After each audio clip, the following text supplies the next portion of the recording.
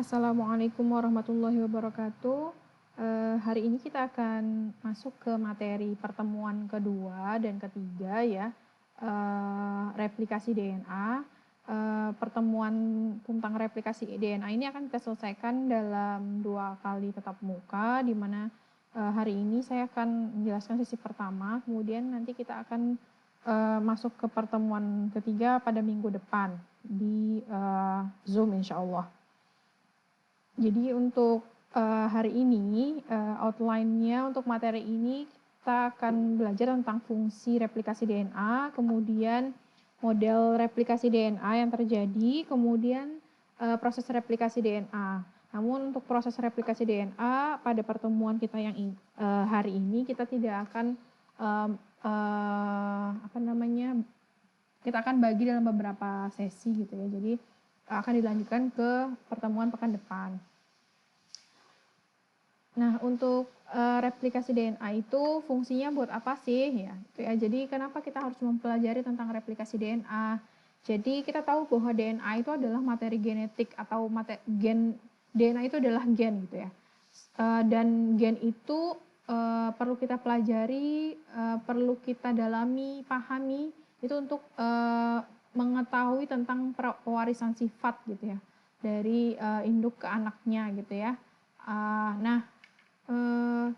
Bagaimana sih gitu ya si induk itu bisa mewariskan sifatnya ke anaknya, atau dari sel induk itu bisa diwariskan sifatnya itu ke sel anakannya. Nah, itu butuh replikasi gitu ya, replikasi materi genetik atau replikasi DNA. Nah, replikasi ini perlu diketahui untuk mengetahui bagaimana si DNA itu atau materi genetik itu bagaimana caranya diperbanyak dan diwariskan dari satu sel ke sel berikutnya, atau dari satu generasi ke generasi yang baru pada makhluk hidup gitu ya. Jadi kalau dalam kita tahu ya, sel itu dalam satu siklus sel gitu ya, satu sel induk itu ya, satu sel itu akan mengalami proses yang namanya fase interfase dan mitosis. Nah, sebelum melakukan mitosis atau pembelahan gitu ya, satu sel induk itu membelah menjadi 2 sel anak gitu ya, maka dia perlu melakukan penggandaan DNA atau materi genetik gitu ya, agar materi genetik dari sel induk itu sama persis ada pada sel anaknya gitu ya. Jadi dia butuh di fase interfase itu ada namanya fase S. Disitulah terjadi sintesis DNA atau replikasi DNA.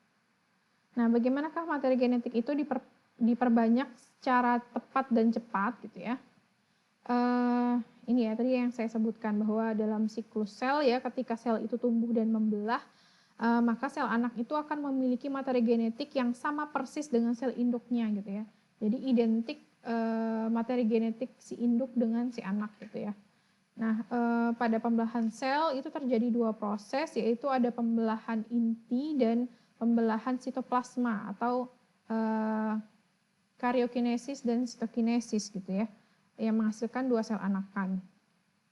Nah, dalam proses ini ya, pembelahan sel ini, mitosis gitu ya, 2 sel anakan ini ya, itu ini satu, ini kedua gitu ya, 2 sel anak itu sama persis seperti induknya sebelum dia mengalami sintesis DNA gitu ya.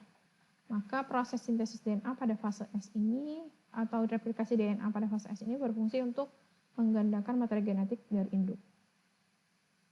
Ini kalau kita lihat ya di proses metafase ya, mitosis gitu, terjadi proses pembagian materi genetik gitu ya, pembagian materi genetik untuk membentuk 2 sel anakan, jadi untuk membelah ya, untuk membelah sel gitu ya. Nah, pada siklus sel ya, replikasi itu ada tadi pada fase S, pada fase interfase, dan kalau kita lihat dalam siklus sel, mitosis itu hanya berlangsung sekitar kurang lebih 1 jam, sedangkan fase interfase adalah fase terlama, yaitu berlangsung sekitar 23 jam ya. Kemudian untuk model replikasi DNA yang terjadi itu bagaimana sih gitu ya. Jadi teori tentang replikasi DNA itu dijelaskan ada 3 model ya, yaitu model semi konservatif, konservatif, dan dispersif ya. Jadi model konservatif itu adalah di mana sel induk gitu ya, ketika dia melakukan replikasi DNA gitu ya, si DNA-nya mengalami replikasi, maka anaknya ketika replikasi gitu ya, terjadi replikasi, maka yang DNA dari induk itu akan tetap mengalami penggabungan lagi dia gitu ya. Jadi setelah dia menjadi template gitu awalnya, kemudian setelah dia membentuk sel anakan gitu ya, kemudian balik lagi gitu ya, sel induk sama sel induk ya, DNA sel induk dia bergabung dengan induk aja, kemudian sel anak kemudian jadi satu gitu ya. Jadi ini pada replikasi pertama. Nah, ketika terjadi replikasi kedua gitu ya, maka sel induk yang ini ya, dia akan mengalami replikasi gitu, mensintesis DNA, kemudian sel induk ini akan jadi DNA pada sel induk dia akan bergabung lagi gitu ya. Jadi dia akan memisahkan, konservatif itu memisahkan mana yang DNA induk dan mana yang DNA anak gitu ya. Jadi pada yang ini misalnya yang warna biru tua itu yang menggambarkan DNA pada sel induk, sedangkan sel DNA yang baru terbentuk atau DNA anakan itu warnanya biru muda ini ya. Nah, ketika sel induknya berupa DNA berwarna biru muda, maka sel anaknya juga memiliki warna biru muda. Nah, untuk dispersif dia sel DNA-nya itu ya dipecah-pecah, dipotong-potong, dibuat jadi beberapa fragmen, di mana fragmen itu yang digunakan untuk sintesis DNA gitu ya, sesuai dengan fragmen potongannya. Kemudian anakan DNA-nya akan memiliki potongan-potongan jadi gabungan dari potongan DNA induk dan DNA yang baru terbentuk gitu ya. Nah, untuk semi konservatif ini ya, jadi semi konservatif itu dia menggabungkan, jadi DNA anaknya itu adalah satu untai dari DNA induk dan satu untai adalah dari DNA anakannya yang baru terbentuk. Nah, ketika dia mengalami replikasi kedua gitu ya, ketika ini dia terpisah ya, masing-masing untai DNA ini terpisah menjadi warna biru tua dan biru muda. Kemudian ketika dia mensintesis DNA-nya gitu ya, maka yang ini yang awalnya biru muda dia akan terbentuk anakan baru yang berwarna biru muda.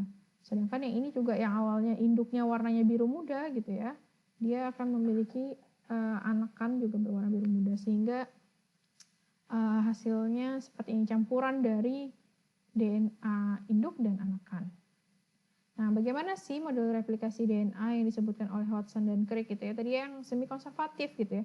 Jadi dari 3 teori model replikasi DNA ini ternyata dibuktikan oleh Watson dan Crick tahun 1953 bahwa model replikasi DNA itu mengikuti yang model semi konservatif, di mana ya kalimatnya, now our model of 4-deoxyribonucleic acid is in effect a pair of template. Jadi di mana DNA itu ya adalah double strand DNA gitu ya. Dia adalah sepasang template. Jadi masing-masing untai DNA-nya itu bekerja sebagai template, di mana yang satu untai itu saling komplementer dengan untai yang lainnya.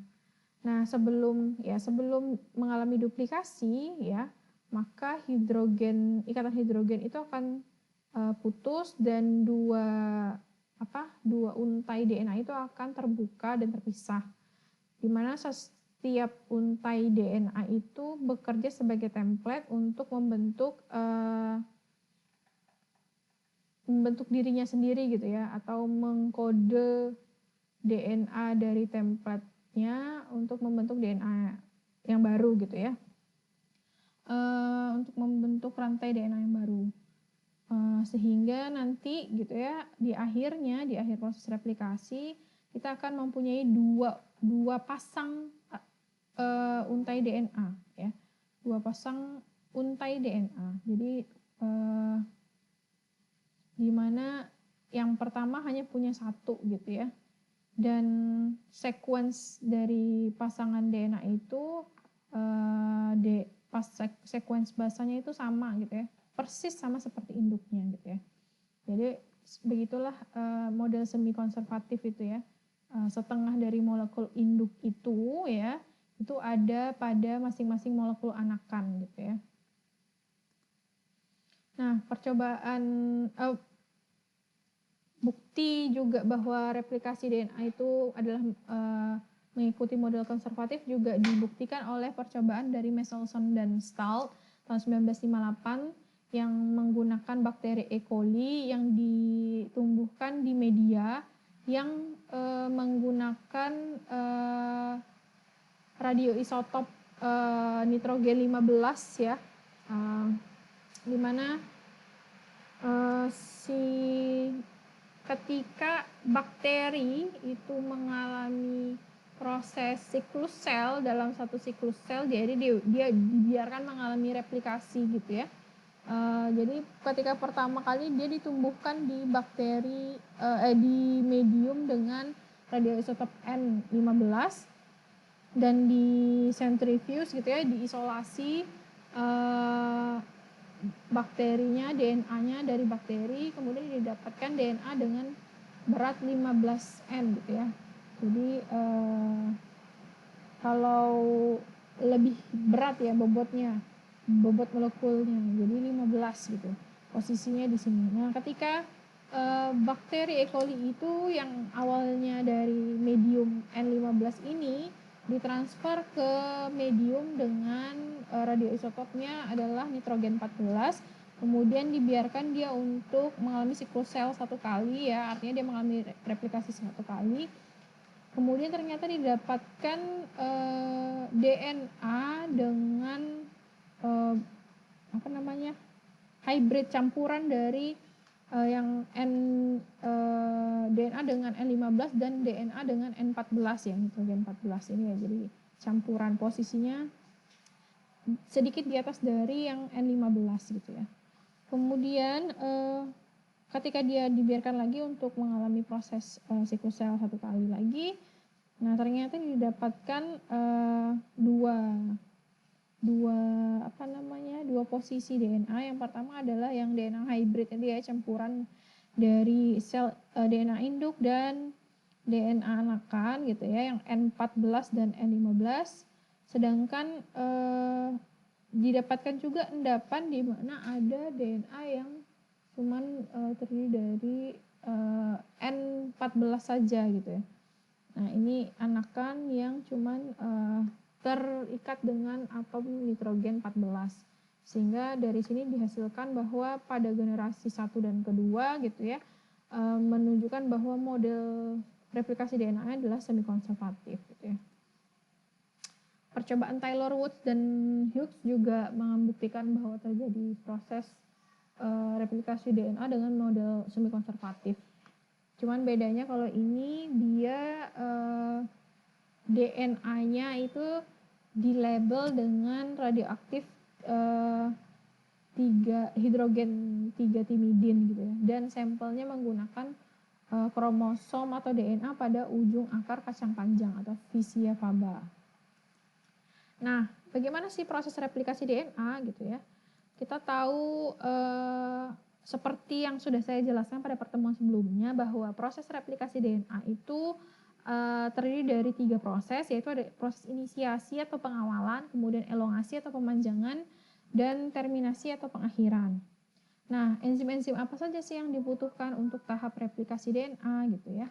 Nanti kita bisa lihat satu persatu prosesnya bagaimana, kemudian enzim yang dibutuhkan apa saja gitu ya. Cuman secara umum kalau di gambar ini bisa menggambarkan bagaimana proses inisiasi dan elongasi gitu ya, proses pengawalan dan pemanjangan. Di sini ada enzim-enzim yang diperlukan dalam proses inisiasi dan juga enzim-enzim yang diperlukan dalam proses elongasi atau pemanjangan. Untuk inisiasi gitu ya. Inisiasi pada replikasi itu dipisahkan berdasarkan bentuk DNA. Kita tahu bahwa bentuk DNA itu ada DNA sirkular dan ada DNA yang linear. Untuk DNA sirkular itu terdapat pada sel-sel prokariotik ya, sedangkan DNA yang linear itu ada pada sel eukariotik. Nah, bagian di mana terjadi replikasi itu dimulai gitu atau diinisiasi itu disebut dengan ORI atau origin of replication ya. Di mana untuk DNA sirkular replikasi itu diinisiasi hanya pada satu titik asal saja atau a single origin kita nyebutnya karena hanya satu gitu ya, pada satu titik asal saja. Dan pada DNA sirkular gitu ya, karena bentuk DNA ketika proses replikasi DNA itu bentuknya seperti ini kayak lambang theta gitu ya, maka kemudian replikasi DNA sirkular itu disebut juga dengan replikasi theta gitu ya. Dan replikasi theta ini karena tadi saya bilang dia terjadi pada biasanya terjadi pada DNA yang sirkular gitu ya. Kita tahu bahwa DNA sirkular itu ada pada bakteri atau sel-sel prokariotik. Nah, selain itu kita tahu bahwa juga DNA itu ada pada eukariotik ya, pada sel eukariotik, namun di organel-organel, contohnya mitokondria. Kita tahu bahwa mitokondria pada sel eukariotik itu memiliki DNA sendiri, dan DNA mitokondria itu adalah DNA sirkular ya. Begitu juga kloroplas dan plasmid ya, kloroplas atau plastida gitu ya, itu memiliki DNA juga, di mana DNA-nya adalah DNA sirkular. Kemudian plasmid pada bakteri itu juga bentuknya adalah sirkular, dan pada beberapa virus gitu ya DNA-nya adalah DNA sirkular. Jadi replikasi theta itu terjadi, syaratnya adalah terjadi pada DNA yang bentuknya sirkular. Dan kalau kita lihat di sini ya, ketika ini adalah posisi dari origin of replication gitu, atau inisiasi awal dari replikasi. Kan ini DNA sel induk ya, double strand DNA gitu ya. Ini posisi origin of replication ketika untai gandanya terbuka dan akhirnya terbentuk replication fork atau garpu replikasi. Jadi ada dua garpu replikasi yang akan terbentuk gitu ya, yang di kanan dan di kiri. Nah, untuk karena arah replikasi itu dari 5 aksen ke 3 aksen dari untai baru atau untai induk kan gitu ya, maka proses replikasi DNA itu juga akan berjalan dua arah ya. Contohnya misalnya ini adalah 5 aksen ke 3 aksen dari untai anakan. Jadi 5 ke 3 gitu ya. Kalau ini 5 ke 3 berarti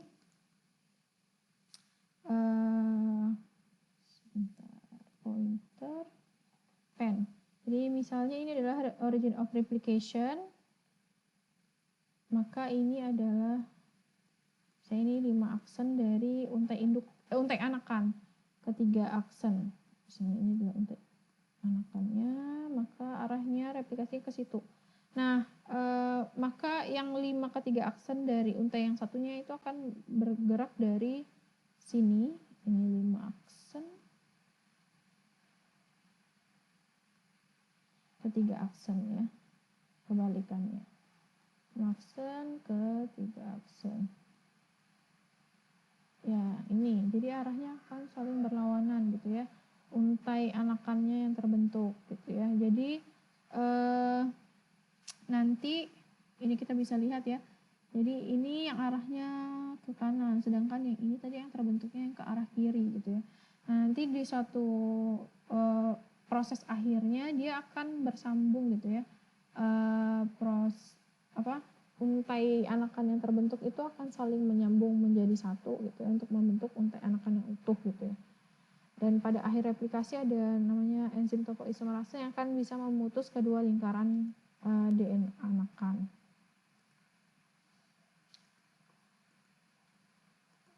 Lanjut ke ini replikasi theta pada bakteri itu berhubungan erat juga dengan pembelahan sel gitu ya.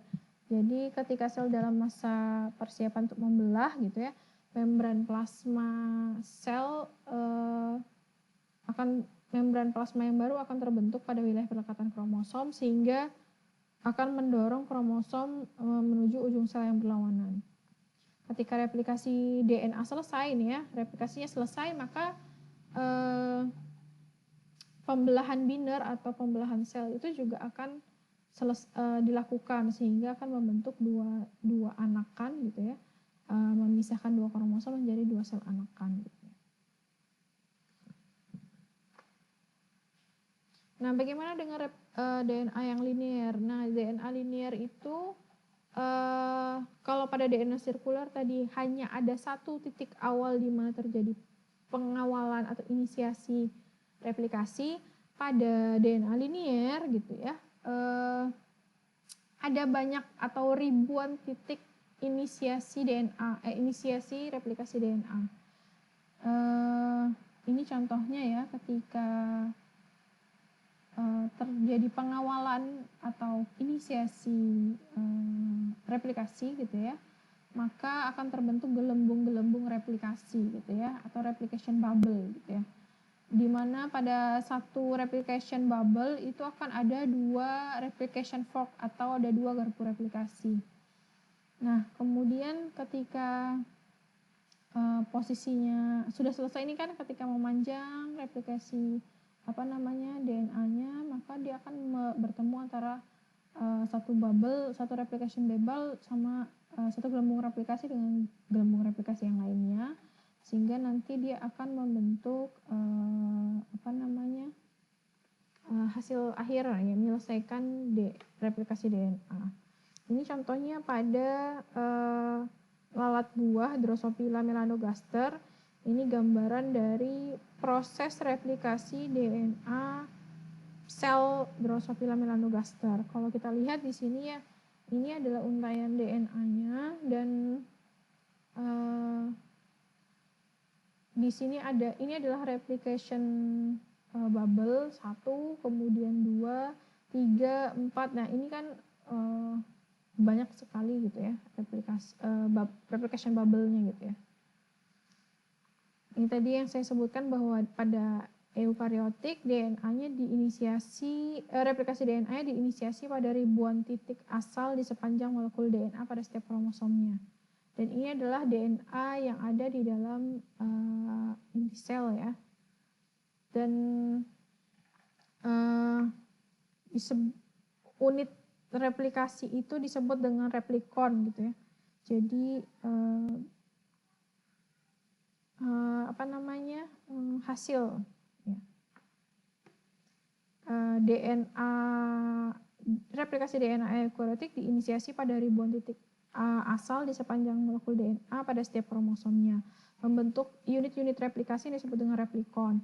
Nah, setiap replikon ini punya panjang sekitar 50.000 sampai 300.000 pasangan basa, dan waktu inisiasi pada masing-masing replikon itu berbeda.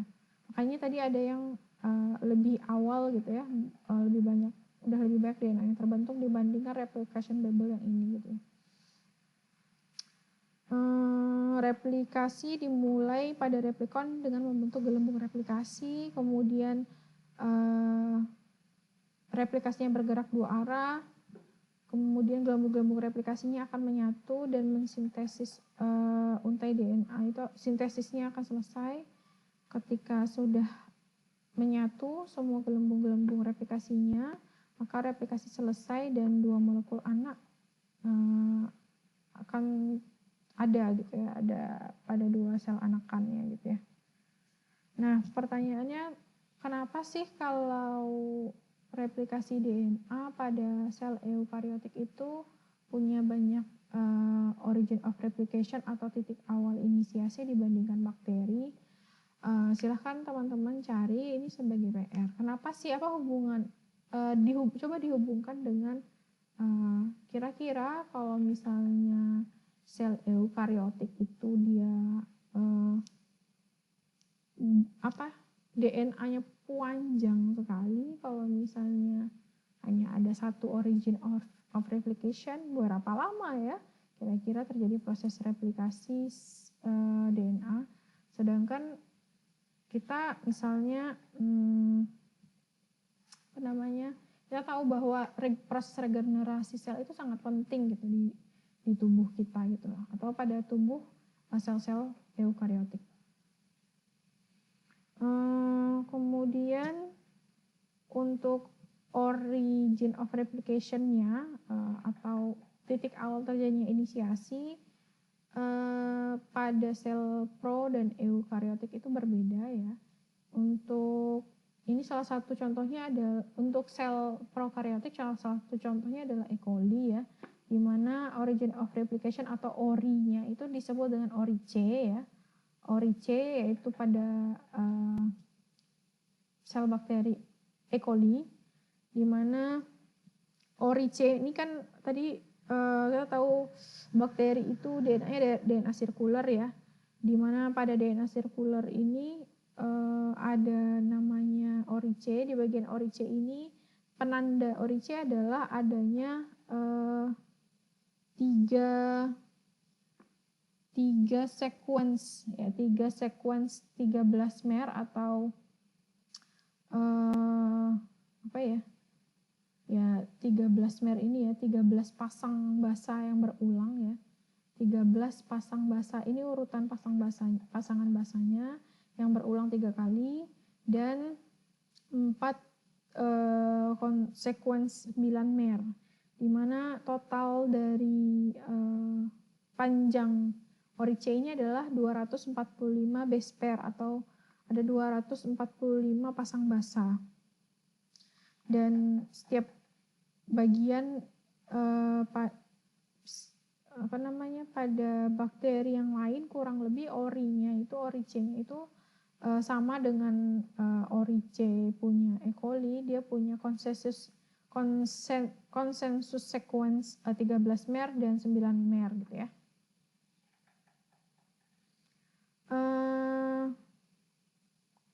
Yang perlu teman-teman ketahui tentang karakteristik ORI C, tadi kan saya sudah bilang ada 245 pasang basa DNA, di mana pada 245 pasang basa DNA atau ORI C ini dia kaya akan pasangan basa AT ya, adenin timin. Kenapa gitu ya? Karena ikatan hidrogen yang ada pada basa AT, A dengan T itu kan cuman 2 ikatan hidrogen ya, dibandingkan dengan guanin sitosin yang punya 3 ikatan hidrogen, di mana artinya kalau punya 2 ikatan hidrogen dia mudah diputus dibandingkan basa GC, sehingga biasanya identik ORI C itu banyak pasangan basa AT, adenin timin gitu ya. Nah, pada E. coli ya ada namanya enzim DNA A, B, dan C yang berfungsi dalam proses inisiasi replikasi. Kita lihat di sini ya. Jadi DNA A ya atau enzim DNA A pada E. coli dia akan berikatan dengan bagian 9 mer ya, 9 mer pada ORI C dan menyebabkan terbukanya untai double strand DNA pada bagian 13 mer pada ORI C. Single strand binding protein SSB itu akan berikatan dengan single strand DNA untuk menstabilkan single strand DNA-nya.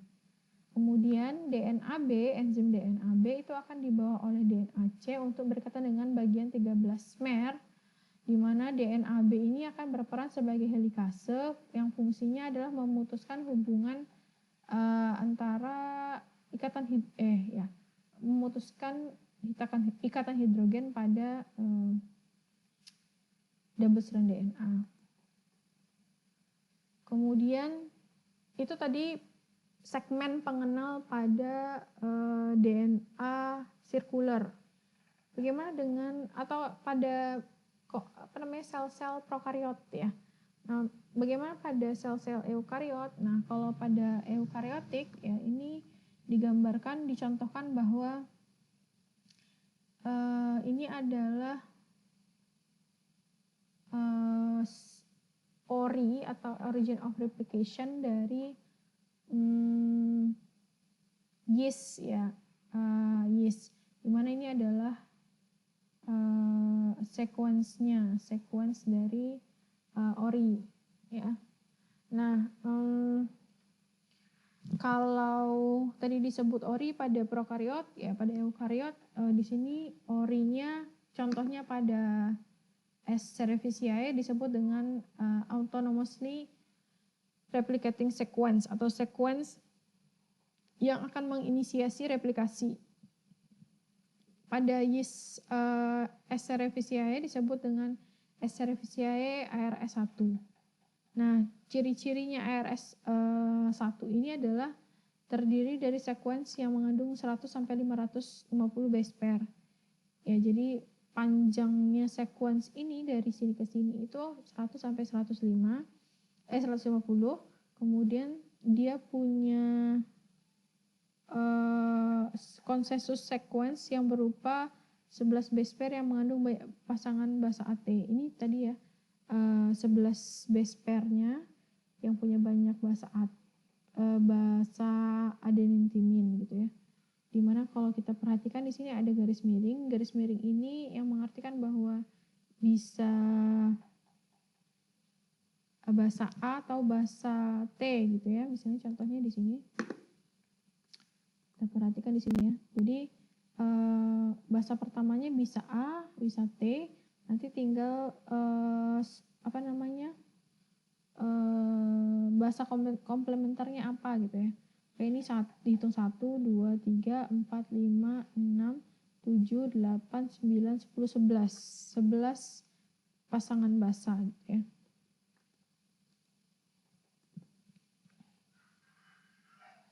Nah, selain itu dia juga punya sequence bantuan atau flanking sequence yang juga kayak akan AT. Nah, ini dia flanking sequence pada sel eukariotik gitu ya. Untuk organisme eukariotik yang multiseluler, dia memiliki ORI, origin of replication, yang lebih besar dan lebih bervariasi dibandingkan ARS dari S. cerevisiae ini. Namun syaratnya juga dia harus tetap kaya basa AT.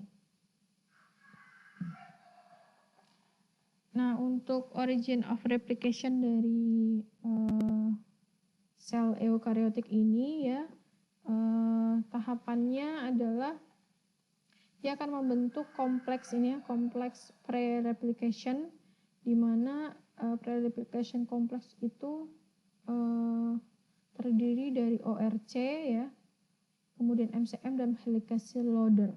ORC itu adalah bagian kompleks yang mengenal origin, kemudian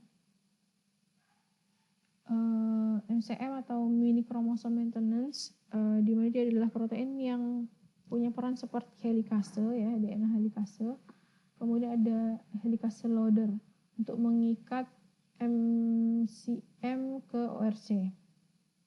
Kemudian ada penambahan pre-replication complex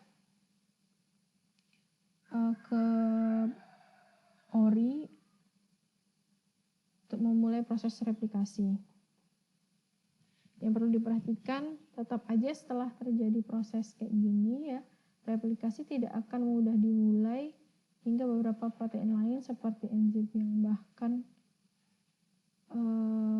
yang akan mengkatalisis sintesis DNA gitu ya. Jadi harus ada katalisis lagi ya, sesuatu yang mengkatalisis atau mempercepat proses sintesis DNA. Nah, untuk pembukaan untai DNA, jadi kan tadi DNA itu kan double strand ya, dan dia mengalami supercoil, atau kalau kayak karet itu tergulung gitu ya, tergulung, maka dia membutuhkan enzim yang namanya enzim topoisomerase. Dan pada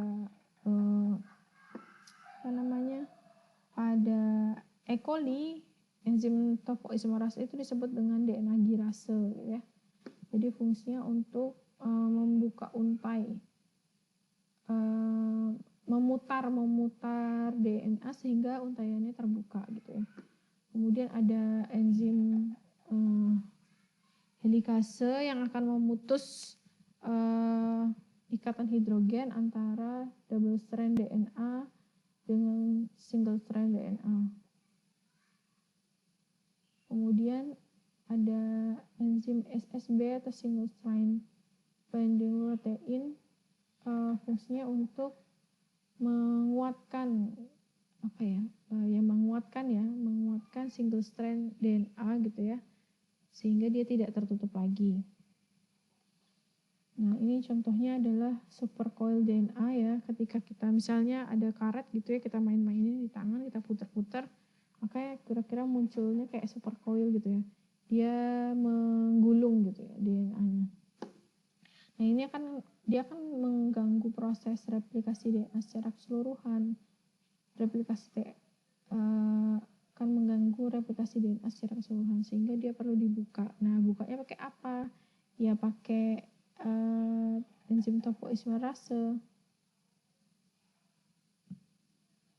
Nah, bagaimana caranya gitu ya, teman-teman bisa lihat di sini. Dia akan memotong DNA. Enzim topoisomerase itu akan memotong DNA, kemudian membuat DNA itu akan mengalami rotasi untuk mengganti pekerjaan untuk membuka ya.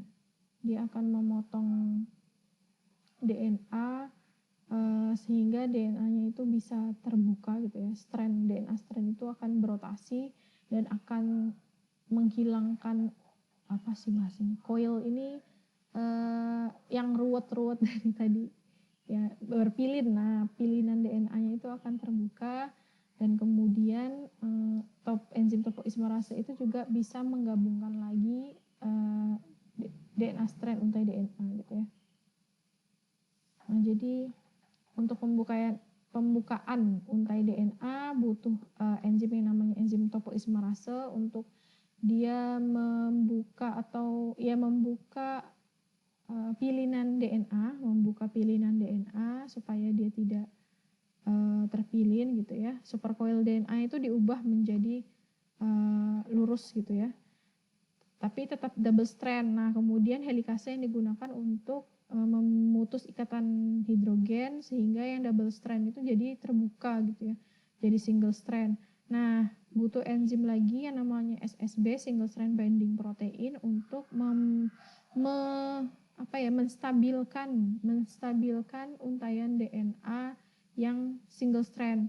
Kan harusnya DNA itu double strand gitu, tapi dengan dia dipisah gitu ya, jadi single strand gitu ya, maka dia butuh protein untuk menstabilkannya. Nah, dalam proses inisiasi gitu tadi ya, disebutkan tadi di sini bahwa replikasi itu tidak akan dimulai, atau elongasi itu tidak akan dimulai hingga beberapa protein seperti enzim yang mengkatalisis sintesis DNA itu ditambahkan gitu ya. Nah, seperti DNA polimerase ya. Nah, tapi sebelum itu gitu ya, sebelum bisa proses elongasi gitu ya dengan DNA polimerase, perlu ada sesuatu yang bisa mengawali proses elongasi, yaitu apa? Yaitu namanya primase ya, atau RNA primer. Jadi butuh RNA primer gitu ya, dimana RNA primer itu digunakan untuk DNA polimerase memulai mensintesis DNA ya. Karena sebenarnya DNA polimerase itu tidak dapat memulai untai polinukleotida gitu ya. Dia fungsinya hanya untuk menambahkan nukleotida pada ujung 3 aksen dari untai yang sudah dimulai. Jadi ketika proses penambahan RNA primer gitu ya dari 5 aksen ke 3 aksen, ujungnya kan 3 aksen nih. Nah, ujung 3 aksen. Nah, DNA polimerase itu hanya dapat menambahkan nukleotida ya pada ujung 3 aksen dari untai yang sudah dimulai. Jadi dia butuh RNA primer. Jadi RNA primer ini adalah segmen pendek dari RNA yang akan disintesis oleh enzim yang namanya enzim primase.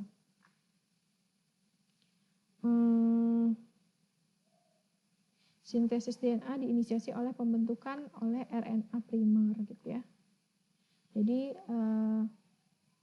butuh enzim primase untuk bisa mensintesis RNA primer agar nanti DNA polimerase 3 ini bisa untuk mensintesis DNA atau menambahkan nukleotida pada ujung 3 aksen RNA gitu ya. Itu DNA polimerase 3 tugasnya gitu ya. Kemudian nanti ketika sudah terbentuk makin panjang gitu ya. Dan ini kalau pada eukariotik bisa ada banyak replication bubble gitu ya, maka pas RNA primer ini ya ditemukan oleh enzim DNA polimerase 3 yang lainnya, maka RNA primer ini bisa diganti menjadi DNA oleh enzim yang namanya DNA polimerase 1 gitu ya. Kemudian nanti diputus RNA-nya, dimasukkan DNA gitu ya, dan kemudian disambung oleh enzim yang namanya ligase. Tapi sebenarnya bagian yang ini dari sini ke bawah itu adalah proses yang ada di elongasi gitu ya, elongasi. Nah, kita untuk diinisiasi itu sampai terbentuknya atau adanya RNA primer gitu ya. Nah, RNA primer ini dia berapa banyak sih RNA primer yang digunakan untuk bisa memulai proses replikasi ya. Jadi RNA primer yang disintesis itu ada sebanyak 5 sampai 10 nukleotida, di mana RNA primer itu dia menggunakan DNA induk ya, DNA induk untuk mencetak RNA yang sesuai atau komplementer dengan DNA itu. Untuk RNA atau enzim yang berfungsi untuk mensintesis RNA primer, ada proses replikasi disebut dengan enzim primase. Nanti pada proses transkripsi kan ada juga proses pembentukan atau penambahan RNA gitu ya, atau sintesis RNA. Jadi ini kan sebenarnya RNA primer ini kan dilakukan sintesis RNA sebenarnya. Nah, pada transkripsi nanti juga akan ada terjadi proses sintesis RNA. Cuman enzim yang berperan itu berbeda dalam proses replikasi dan transkripsi. Untuk replikasi itu namanya enzim primase. Pada E. coli, enzim primase ini dia akan bekerja sama dengan protein lain untuk membentuk primosom gitu ya. Jadi kayak tadi misalnya ada enzim topoisomerase, kemudian helikase, SSB, ada DNA A, B, C gitu ya, yang digunakan pada proses inisiasi prokariot gitu ya, maka dia akan ketambahan dengan enzim primase yang digunakan untuk menginisiasi replikasi. Nah, bagaimana dengan proses elongasi? Silahkan nanti teman-teman baca dulu, kita akan lanjutkan pertemuan terkait elongasi dan terminasi pada pertemuan berikutnya. Jika untuk memudahkan kita dalam perkuliahan tatap muka Zoom insya Allah yang akan dilaksanakan pekan depan, saya harap teman-teman sudah membaca terkait proses elongasi dan terminasi yang ada di slide ini, dan dari banyak sumber yang bisa teman-teman baca, pahami dulu, kemudian jika ada yang ingin ditanyakan lebih lanjut bisa ditanyakan pada pertemuan Zoom kita pada pekan depan. Saya juga akan menjelaskan tentang elongasi dan terminasi pada pekan depan. Sekian untuk pertemuan kita hari ini, penjelasan saya tentang replikasi dan sampai ke proses inisiasi. Jika ada yang ditanyakan nanti silakan dituliskan di forum diskusi di daring ya. Kita tutup bersama dengan berdoa dengan membacakan alhamdulillah. Saya tutup. Assalamualaikum warahmatullahi wabarakatuh.